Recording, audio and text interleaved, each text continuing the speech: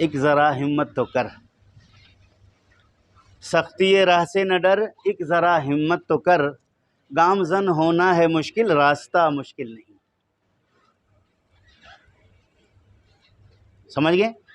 गामज़न होना है मुश्किल, रास्ता तुम्हें कहा जा रहा है, तुम गामज़न रहो, साथ रहो, आगे रास्ता फिर मुश्किल नहीं, हम जो खड़े हैं फिर तो कर लेंगे। सख्ती राह से न डर, एक ज़रा हिम्मत तो कर, गामज़न होना है मुश्किल, रास्ता मुश्किल नहीं। काम खुद काम को पहुंचा देता है अंजाम तक, इब्तिदा करना है मुश्किल, इंतहा मुश्किल नहीं। जैसा कि आप अच्छी तरह से जानते हैं कि 2 साल मुकम्मिल होने को हैं, इलेक्शन का दौरा है। 2 साला दौर आपने देखा किस तरह के हालात थे, किस तरह के मामलात थे। पूरे मुल्क में जगह जगह सनती इदारे परेशान थे, कारोबार न होने की वजह से बहुत सारे मुश्किलात का हम सबको सामना करना पड़ा। 2019-20 के जो हालात गुज़रे वो कोरोना के नज़र हो गए। उसमें भी हमारी यूनियन थी, उसमें भी हमने काफ़ी आपके लिए जिद्दोजहद करके 2019-20 के ख़तरनाक हालात से भी आपको नुकसानात से बचाने में कामयाब हो गए। वो अल्लाह रब्बुल आलमीन का फ़ज़ल था। 2021 के साल में जब हम आपके वोटों के ज़रिए मुंतखब होकर आए, चार्टर ऑफ डिमांड 4 से 5 महीने तक मुसलसल मीटिंगें करके वो आपको मराद दिलाए। उसके एरियर्स को 3-4 किस्तों में बहुत सारे बार के हिसाब व किताब लेने से मुकम्मिल करा लिए।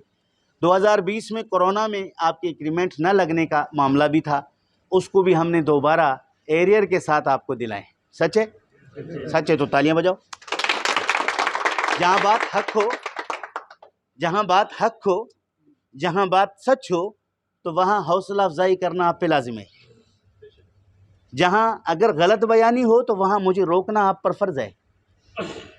मैं गलत बात करके चला जाऊँ, आप तालियां बजाएं, ऐसा नहीं है। जो हक हो वहाँ आप मुझे बताएंगे कि हम आपकी इस बात को तस्लीम कर चुके हैं। मुझे पता कैसे चलेगा? आपकी तालियों के ज़रिए। कैसे पता चलेगा? तालियों के ज़रिए। तो 2020 का एरियर के साथ आपका एग्रीमेंट आपको मिल गया।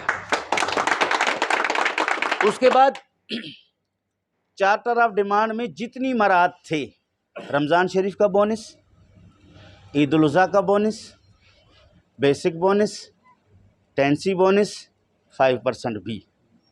अगरच 5% पे कंपनी के साथ कुछ मामलात में इख्तिलाफ ज़रूर हुआ। वो बैलेंस शीट जो है इसमें सबब बना, लेकिन ताहम बैलेंस शीट वगैरह देकर कुछ कंपनी के साथ लोगों के मुशावरत के बाद अक्सरियत ने ये कहा कि सही जो मिल रहा है अब इसको मज़ीद तूल ना दो, ले लो। तो मज़दूर के राय पर हमने वो आपको दिला दी। ठीक है। उसके बाद 2022 में हम आए। 2022 में भी फरवरी का जो बोनस था, प्रोडक्शन बोनस मिल गया। 5% से पहले प्रोडक्शन बोनस, उसके बाद 5% आपको मिला। फिर जो एग्रीमेंट जो आपके चार्टर ऑफ डिमांड में मुआहिदे में चीज़ें थीं, जिसमें साबुन, तौलिया, दीगर मराद जो भी हैं आपको लेते रहे हर महीने, वो आपको बराबर मिलते रहे। जुलाई तक किसी किस्म की कोई रुकावट नहीं हुई। जुलाई के बाद भी आपके मराद अभी तक अल्हम्दुलिल्लाह हम उससे मुतमईन हैं, काफ़ी हद तक हम कामयाब हो चुके हैं। लेकिन फैक्ट्री ने छुट्टियां देने का मसला शुरू किया। हम समझ रहे थे शायद 1 महीने का मसला है, 50-50 कर देंगे, शायद 2 महीने का मसला है, 50-50 कर देंगे, शायद 3 महीने का मसला है, कहीं जाके बैठ के बात कर लेंगे।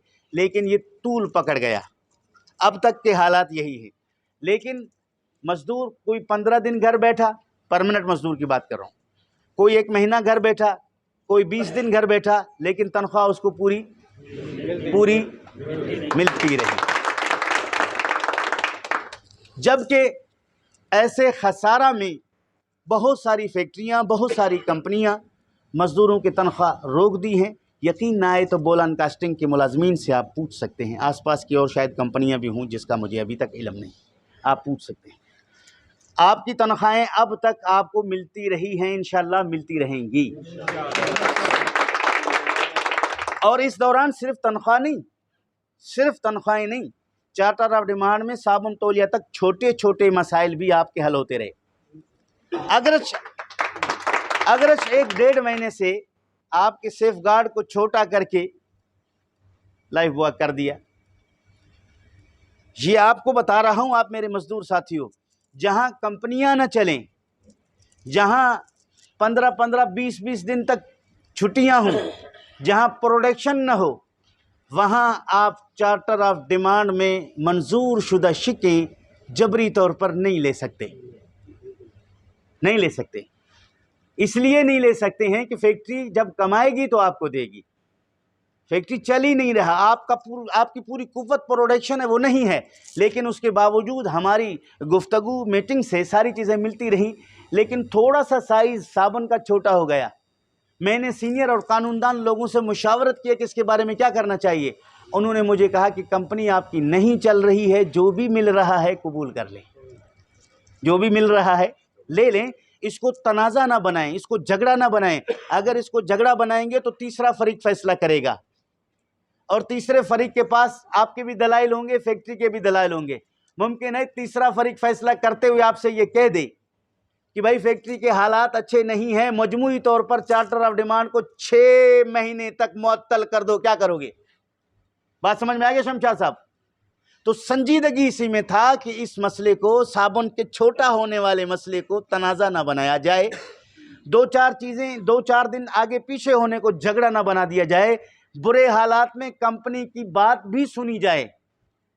अगर आपने मजदूरों को चलाना है, अगर फैक्ट्री को चलाना है, अगर नौकरियां महफूज करवाना है, तो फिर आप 2-4 बातें उसकी भी रख लेंगे। मसलन मुझे बोनस देना था नवंबर में, फैक्ट्री ने कहा कि नवंबर में मैं नहीं दे सकता, काम किया ही नहीं है, मैं आपको जनवरी में दूंगा। 2 महीने के लिए आप स्ट्राइक करेंगे, 2 महीने के लिए आप अदालत जाएंगे, 2 महीने के लिए क्या आप सीनियर आदमी का गरेबान पकड़ेंगे। ताहम हम आपकी मजबूरी को, आपके प्रेशर को देखते हुए हमने सीनियर आदमी से भी गुफ्तगू की और सख्त लहजे में गुफ्तगू की आपके हुकूक दिलाने के लिए, जबकि मैं अच्छी तरह से जानता था कि ऐसे माहौल में ऐसा नहीं करना चाहिए। अब अगर जो लोग आपसे कहते हैं कि साईं थक गया है, खामोश हो गया है, चुप हो गया है, नरम हो गया है, तो जवाब होगा ये साईं की अक्लमंदी है, जवाब होगा ये साईं की दानिशमंदी है, जवाब होगा साईं की खामोशी हमारी हिफाजत के लिए है। या कोई और जवाब दोगे? कोई और जवाब दोगे? हकीकत भी यही है, इसके अलावा कोई हकीकत नहीं। मैं ना बुज़दिल हूँ, ना मैं बिकने वाला हूँ, ना मैं डरने वाला हूँ, ना मैं झुकने वाला हूँ। मुझे रब्बे जुल जलाल की ज़ात पर, अल्लाह रब्बुल आलमीन की मदद पर पूरा यकीन और एतमाद है। मैं किसी फोरम पर भी गया हूँ, मैं कभी खामोश होने वाला नहीं। जहाँ मैं समझता हूँ कि यहाँ नुकसान हो रहा है किसी का, तो वहाँ मैं बोल पड़ता हूँ। ऐसा नहीं है कि सिर्फ आपका मसला हो, किसी का भी मसला हो, बाहर का भी मसला हो, हमारी मिजाज और तबीयत ऐसी हक गोई की है, हम खामोश नहीं रहते। तो ये 2-4 बातें हैं। 22 तारीख को आपने फैसला करना है, और अभी मैंने 2-4 जगहों पर 5% पर डिस्कस किया है कि 5% का मसला हल है। 5% का मसला, ऊंची आवाज में कह दो, 5% का मसला हल है। न देने के खदशात हमारे भी हैं, हमने उसका इजहार भी किया। न देने का खदशा ये है कि हो सकता है कि कंपनी इस 5% को तुम्हारी कमजोरी समझकर रोक ले, और तुम ये समझो कि भाई 5% नहीं मिला तो हम साईं 5% ही नहीं दिला सकता है, क्यों वोट दे उसको। ये जहन हो कंपनी की। और मैंने 2-4 जगहों पे ललकारा है, मुमकिन है मेरी तकरीरों के बाद फिलफौर बगैर मीटिंग की आपको 5% देके मुतमईन न कर दें। ये भी मुमकिन है, ये भी मुमकिन है, चूंकि 2-4 जगहों पे 5% न मिलने का इजहार मैंने खदशे के तौर पर यह किया कि मुझे हराने के लिए 5% को रोक दिया गया है। ये बात सीनियर मैनेजमेंट तक पहुंचे, मुमकिन है वो कह दे यार दे दो, ताकि इसकी ये बात गलत साबित हो जाए। लेकिन आप ज़हनी तौर पर तैयार रहो, 5% आपका मुकम्मिल है। या मेरे हारने की इंतज़ार कर रहे हैं, या दोबारा जीतने की इंतज़ार कर रहे हैं कि जीत के आएगा तो देंगे, या हारेगा तो हम देंगे।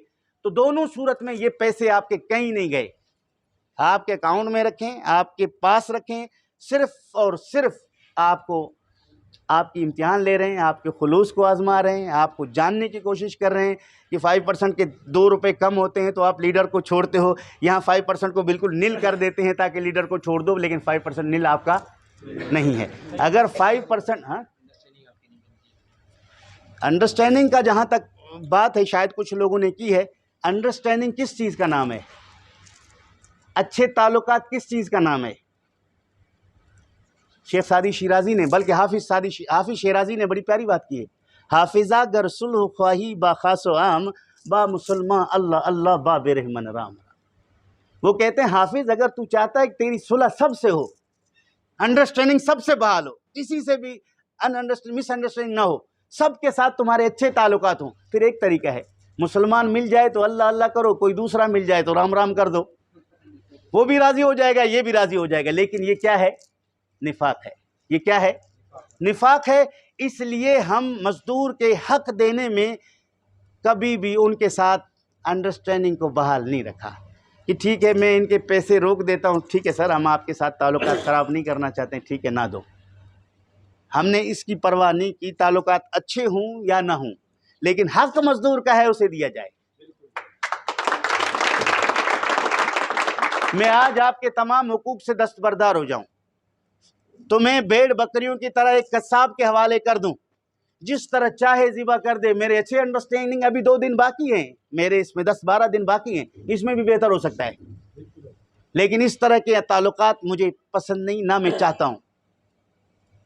ये निफाक वाली, वहाँ नीचे आके मैनेजमेंट को गालियाँ दूँ, ऊपर जाके तुम्हें बेच दूँ, अंडरस्टैंडिंग मेरा कहाँ से फिर बन जाएगा? लेकिन मैं इस तरह की अंडरस्टैंडिंग चाहता।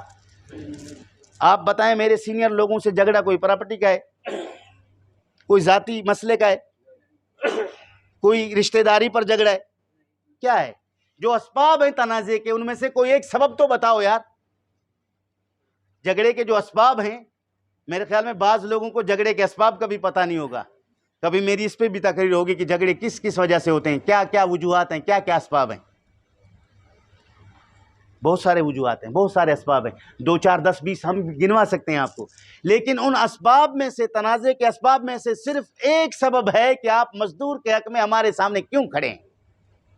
बस आप मुझे उसके सामने से हटा दो, मेरा अंडरस्टैंडिंग है, ताल्लुकात अच्छे हैं। ये इस वजह से। बाकी मेरे अंदर क्या है, किस चीज़ की कमी है? बोलता